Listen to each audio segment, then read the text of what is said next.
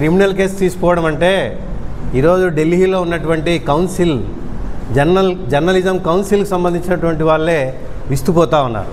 కాబట్టి ముందుగా ధనంజయ రెడ్డి గారి పైన పెట్టినటువంటి క్రిమినల్ కేసును వెంటనే ఉపసంహరించుకోవాలని, అదేవిధంగా మీడియా పైన పెడుతున్నటువంటి ఇట్లాంటి దానిపైన మేము ఖండిస్తున్నాం. ఒకటి. రెండవది, విద్యా వైద్య రంగంలో జగన్మోహన్ రెడ్డి గారు భారతదేశంలో నంబర్ 1 అని మోదీ గారే గతంలో చెప్పారు.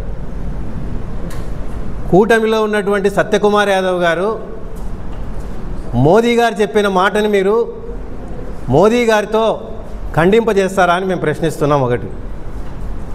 రెండవది, బీజేపీ అధికారంలో ఉన్న గోవాలో పీపీపీ పద్ధతిలో ఉన్న మెడికల్ కాలేజీని రద్దు చేసినారా లేదా? మీరు పీపీపీ పద్ధతిని, బీజేపీ భారతదేశం అంతా ఒక విధానం ఉంటుందా, ఆంధ్రప్రదేశ్కు ఒక విధానం ఉంటుందా అనేది ఒకసారి సత్యకుమార్ గారు ఆలోచించాలని మేము కోరుతా ఉన్నాం. రెండో విషయంలో మీరు ఒక్క జాగ్రత్త పడాలి. 40 ఏళ్ళ అనుభవం ఉన్నటువంటి చంద్రబాబు గారి యొక్క కౌగిలిలో మీరున్నారు. అది ధృతరాష్ట్ర కౌగిలి అనేటువంటిది ఒక్కసారి మీరు ఆలోచించుకోండి. అనంతపురం జిల్లాలో వైద్య రంగం పైన పోరాటం అంటే ఇది ఆంధ్రప్రదేశ్ మొత్తం అంతా కూడా మేము ఒకటి అడుగుతున్నాము.